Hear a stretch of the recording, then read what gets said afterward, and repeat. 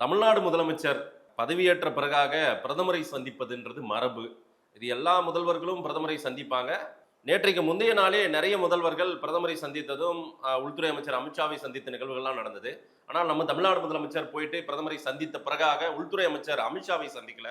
இந்த டெல்லி விசிட் தமிழ்நாடு முதலமைச்சர் விஜய் அவர்களுக்கு எப்படி அமைந்திருக்கிறது? அவர் என்ன எதிர்பார்த்தாருன்னு தெரியல. நம்ம வெளியிருந்து பார்க்கும்போது அவர் எதிர்பார்த்த மாதிரி அமையலன்னு தான் பலர் தோல்வி தோல்வி தோல்விங்கிறத பெருசா சொல்றாங்க.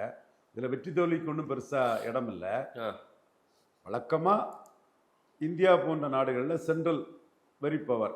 ஏற்கனவே நம்ம சொல்ற மாதிரி மாநிலங்களை நீங்க முனிசிபாலிட்டி ரேஞ்சுக்கு தள்ளிட்டீங்க, மாநிலங்களுக்கு அதிகாரம் இல்லை, அந்த இதுதான் ஓடுது. பெருஞ்சர் அண்ணா பிறந்தகை திராவிட முன்னேற்ற கழகம் அகாலிடெல்லாம் ஆரம்பித்தாலும் கூட இன்னைக்கு சென்ட்ரல் ஏஜென்சிஸ், ஒரு பாரதிய ஜனதா அரசு, பவர்ஃபுல் இந்திரா காந்தி அரசெல்லாம் மாநிலங்களை முனிசிபாலிட்டி லெவலுக்கு தான் மதித்த ஒரு தன்மைகளை நம்ம பார்க்குறோம்.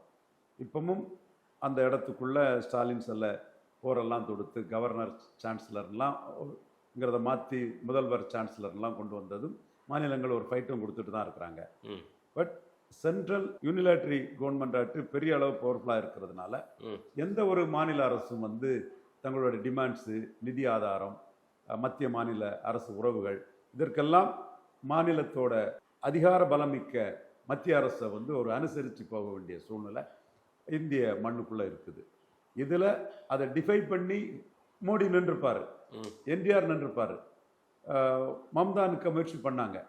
இவங்களுக்கெல்லாம் இதை தாண்டி நம்ம அந்த சிஎம்ங்கிற தாண்டி அந்த பிரைம் மினிஸ்டருங்கிற போஸ்ட்லேயே உட்கார்ந்துடலாங்கிற அந்த ஒரு தோற்றமும் இருக்கும்போது யூபி சீஃப் மினிஸ்டர், இந்துத்துவாவில் மோடி, ஒரு ஃபைட்ராட்டு மம்தா பானர்ஜி விழுந்துட்டாங்க. 41 விழுக்காடு வாக்கெடுத்து விழுந்துட்டாலும் நின்னாங்க.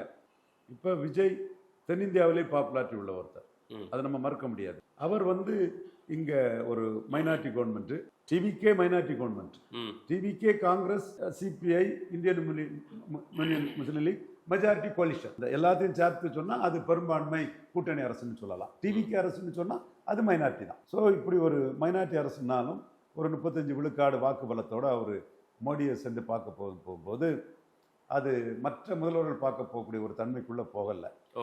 அதுவே எதற்கு முக்கியத்துவம் கொடுத்ததுன்னா, ஒரு சடங்கு மாதிரி பிரைம் மினிஸ்டரையும் ஹோம் மினிஸ்டரையும் பார்த்துட்டு அவங்க வெற்றிக்கு காரணமான உண்மையான காங்கிரஸோட கூட்டணி அமைச்சு 2 அமைச்சரவையில் இடம் கொடுத்து இருந்த காங்கிரஸ் சந்திப்பு தான் பெருசாக பேசப்படும்னு சொல்லப்பட்டது.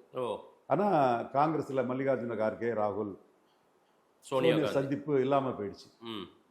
இதுதான் அரசியல் ரீதியாக இன்னைக்கு பரபரப்பாக பேசப்படும்.